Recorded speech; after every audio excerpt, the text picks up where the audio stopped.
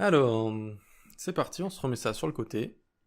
Donc c'est la touche Windows côté et sans doute la touche commande sur Mac également. Donc script, on vient juste ici, on va se prendre les tabs, donc les onglets, on crée un tableau à partir du spread operator de document.query all tab. Juste ici. Ça retourne une node list avec tous nos tabs. On fait du destructuring, on va l'écrire dans un tableau en fait. Voilà. Donc je le mets en global parce qu'on va avoir envie de l'utiliser à plusieurs endroits, notamment juste après, tabs.forEach, donc juste ici. Et donc pour chaque onglet, alors on peut mettre tab ici, on met la petite fonction fléchée qui va bien, on rajoute un event listener, donc add event listener. Alors est-ce qu'il y a un bug quelque part? Parfois il ne me le propose pas, ce coquin. Donc dès qu'on clique dessus, on envoie tabs animation. Ok, donc j'utilise la méthode des tableaux, forEach, mais aussi la méthode des node list. Et j'envoie une callback juste ici avec une valeur courante qui s'appelle tab. Pour chaque tab, ah oui, j'ai écrit onglet juste ici.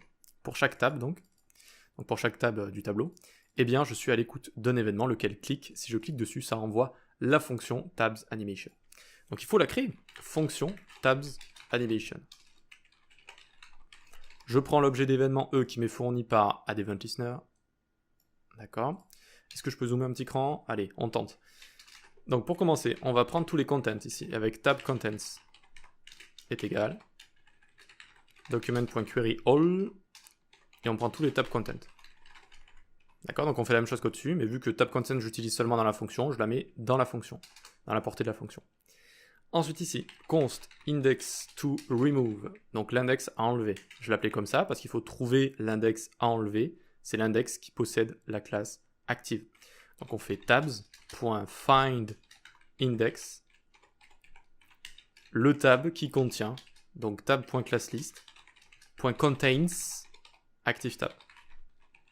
Allez, je dézoome parce qu'apparemment il n'est pas content sinon. Très bien. Donc en fait, je vais trouver l'index du tab qui a la classe active. Qu'est-ce que ça veut dire en français? Ça veut dire que je vais trouver par exemple ici 0. C'est lui qui a la classe active tab. Donc je vais trouver son index. À partir de là, je vais pouvoir donc lui enlever ce que j'ai envie de lui enlever. Et donc j'ai plus qu'à faire tabs de index to remove .classlist.remove et je lui enlève cette active tab. En fait, il y a une autre technique qui consiste à faire un for each sur tous les éléments et à l'enlever sur tous les éléments. Je me dis que trouver l'index en premier et ensuite l'utiliser, c'est peut-être plus pratique, notamment si on a envie de réutiliser cet index. Ce qu'on va faire, pas tout de suite, parce que là ensuite c'est de l'accessibilité, donc pas tout de suite. Pour l'instant on fait juste ça, c'est-à-dire que là, on lui enlève cette classe quand on va cliquer ailleurs, on lui enlève cette classe. Ensuite je vais avoir le const index to show, donc l'index à montrer, tabs.index of e.target. Alors qu'est-ce qu'on utilise ici? E.target c'est l'objet d'événement, target c'est ce sur quoi j'ai cliqué, et donc l'index de ce que j'ai cliqué dans tabs. Donc, par exemple si je clique ici, ça va être l'index de 0, 1, 2. D'accord? Donc je vais supprimer d'abord ici active tab, et ensuite j'ai envie de trouver l'élément sur lequel je viens de cliquer pour lui rajouter active tab. Et donc je lui rajoute maintenant active tab. Donc ici je fais tabs content de index to show .classlist .add active tab content. Boom. Ok.